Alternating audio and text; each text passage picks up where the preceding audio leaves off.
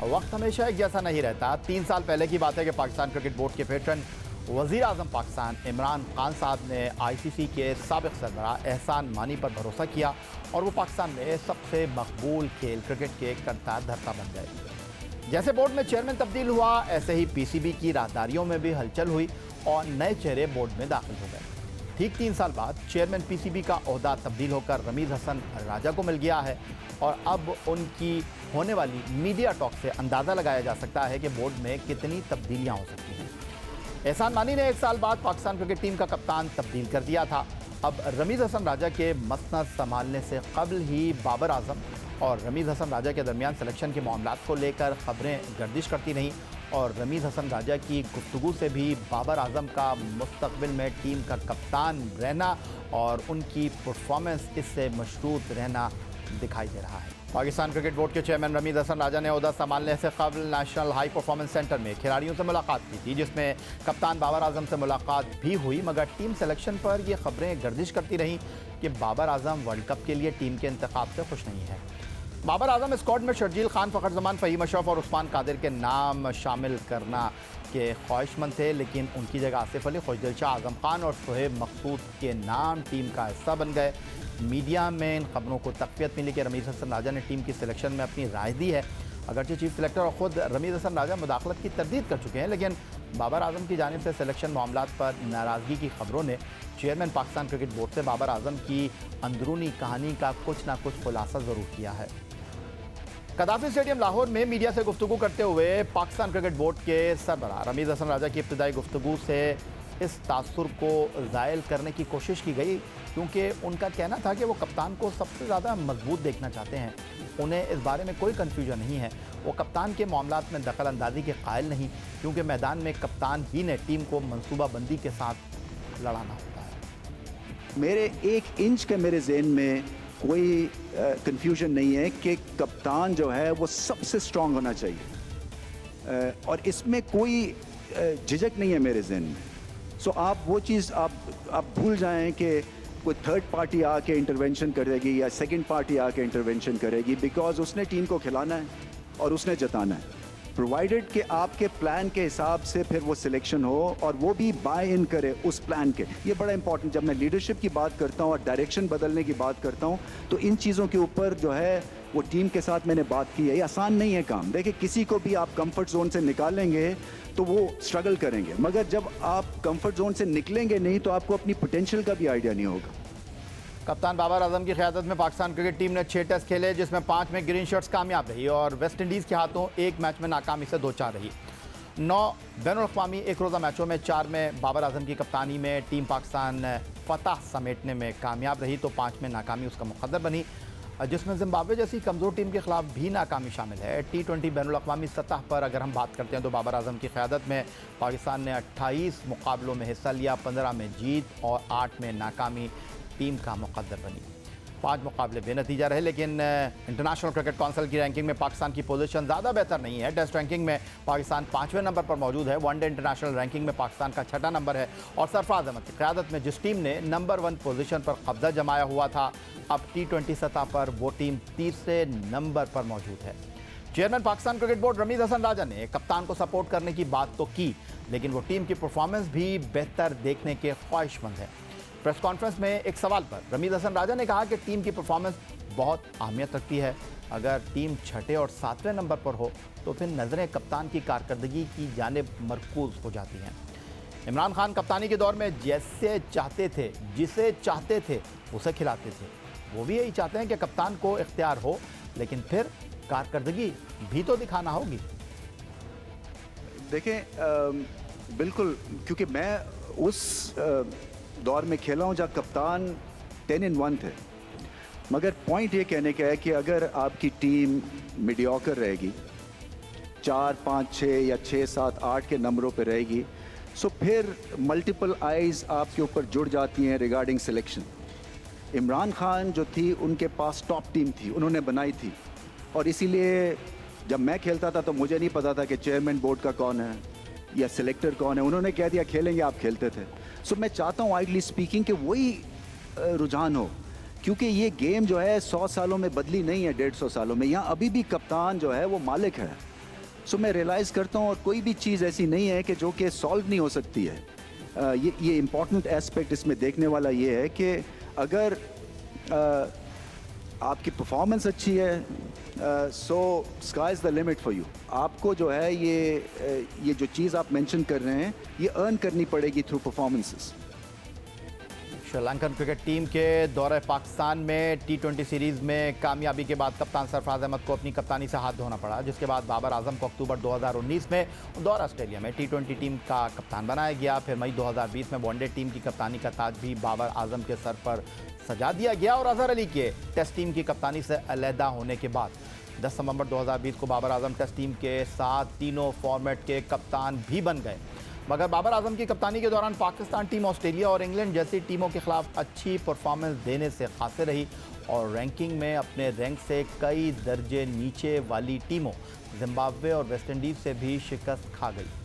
बाबर आजम अपनी इनफरादी batting performance की बदौलत वनडे रैंकिंग में पहली और T20 सतह पर दूसरे नंबर पर बराजमान है, लेकिन टेस्ट रैंकिंग में उनका 7वां नंबर है। 6 टेस्ट मैचों में कप्तानी करते हुए वो 31.7 की औसत से 317 रन बना पाए, जिसमें एक सेंचुरी इनिंग्स भी शामिल थी। इसीलिए मीडिया में खबरें सामने आई कि चेयरमैन PCB ने बाबर आजम से मुलाकात में टेस्ट में कारकर्दगी बेहतर करने की हिदायत की। इसीलिए चेयरमैन PCB रमीज़ हसन राजा से प्रेस कॉन्फ्रेंस में सवाल हुआ, क्या बाबर आजम तीनों फॉर्मेट के कप्तान बरकरार रहेंगे मुस्तकबिल में? तो इस पर रमीज़ हसन राजा का कहना था कि अभी कुछ कहना कब्ल अज़ वक्त होगा। वो अभी कप्तान बाबर आजम को ज़्यादा जानते नहीं हैं, उन्हें जानने में अभी उन्हें वक्त लगेगा। देखिए, ये थोड़े से अर्ली है मेरे लिए असेस करना, क्योंकि जब तक कि मैं बाबर आजम को जानूंगा नहीं, मेरे लिए भी इम्पॉर्टेंट है कि मैं लीडरशिप का रोल जो है वो समझूं और उनको पर्सनली जानने की कोशिश करूं। क्योंकि देखें, आपकी डिमांड्स बहुत सारी हो सकती हैं, कई डिमांड्स ठीक होती हैं, कई डिमांड्स जो हैं वो आपको कन्विंस करना पड़ता है कि शायद नहीं, आप इस तरफ भी देख सकते हैं। सो मैं उनको इतनी अच्छी तरह से एज एन इंडिविजुअल अभी जानता नहीं हूँ। सो मैं इसीलिए लंबे 1-2 सेशंस किए हैं ताकि मैं उनको बता सकूं कि यहाँ पे अगर आपके नेशनल हाई परफॉर्मेंस सेंटर के बाद बाबर आजम के लिए 400 ऑटोग्राफ हंटर्स नहीं खड़े हुए हैं तो उनका मकसद फेल हो गया क्रिकेट में। मैं तो यही चाहूँगा कि जो लीडरशिप है वो बड़ी, जिन एरा में मैं खेला हूँ, बड़ी ज़बरदस्त लीडरशिप थी। तो मैं तो एक्सपेक्टेशंस तो मेरी वो है इमरान खान वाली। सो इनको टाइम लगेगा मगर होपफुली वहाँ तक ये पहुँचेंगे, क्योंकि अगर मकसद आपका मेरा इनका एक है तो फिर पाकिस्तान आगे कैसे नहीं बढ़ेगा। चेयरमैन PCB रमीज़ हसन राजा की प्रेस कॉन्फ्रेंस में बाबर आजम के बारे में जितने सवालात हुए, इस पर रमीज़ हसन राजा की बातों से यह तासुर पैदा हुआ कि पाकिस्तान टीम और ख़ुद बाबर आजम की परफॉर्मेंस मुस्तकबिल में उनके किरदार को वाज़े कर देगी। रमीज़ हसन राजा, जो चेयरमैन बनने से कबल सोशल मीडिया पर अपने चैनल पर तबसरा करते रहे, अब भी वो अपने नाजरीन को उनके सवालात के जवाब देंगे।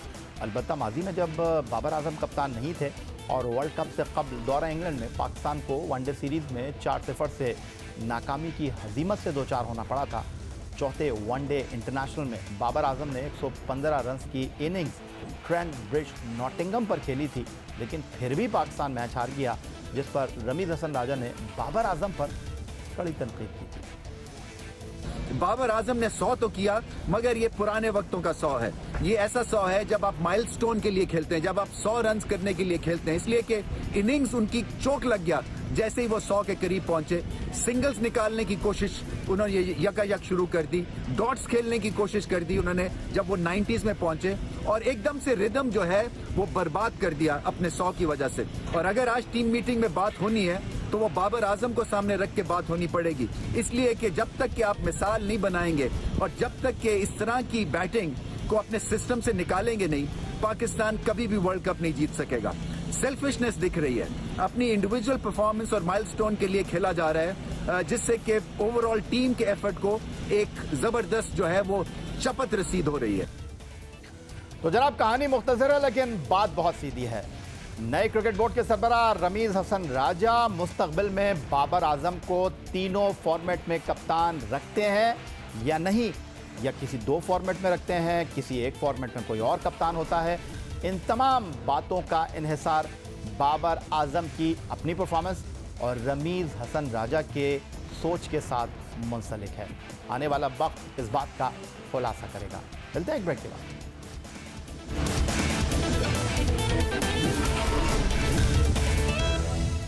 न्यूजीलैंड क्रिकेट टीम 18 साल बाद पाकिस्तान पहुंची है और पाकिस्तान के खिलाफ उसका पहला इम्तिहान वनडे सीरीज है। आईसीसी के नए कवानीन के मुताबिक दो मुल्कों दरमियान बाहमी series ICC cricket world cup super league 2023 का हिस्सा है।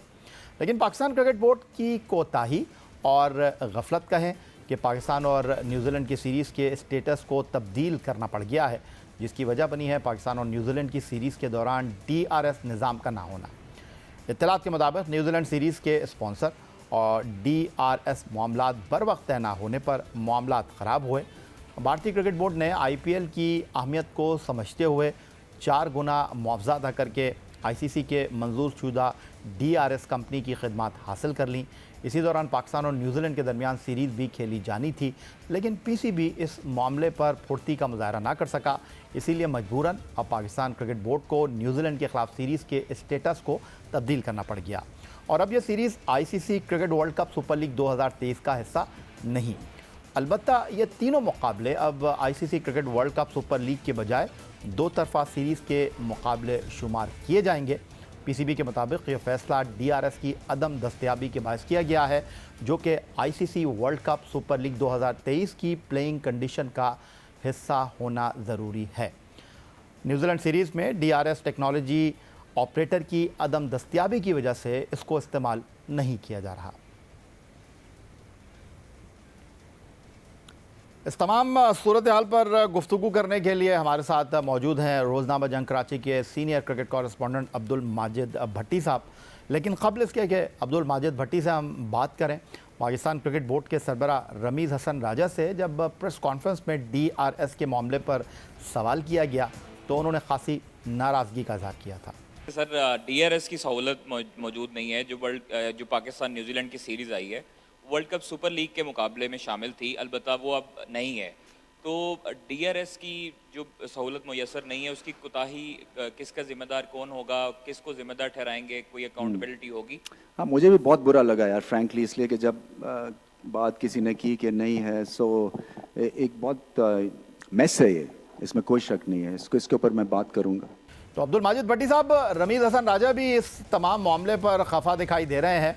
नया सेटअप है, नए फैसले हैं, तो आपको लगता है कि बायोसिक्योर बबल में जो कोताहियाँ सामने आई थी, जिसकी वजह से पाकिस्तान सुपर लीग सीज़न 6 2021 के मुकाबलों को रोकना पड़ा था, तो डॉक्टर सुहेल सलीम जो थे उनकी छुट्टी हो गई थी और उनका कहना यह था कि उनको बली का बकरा बना दिया गया।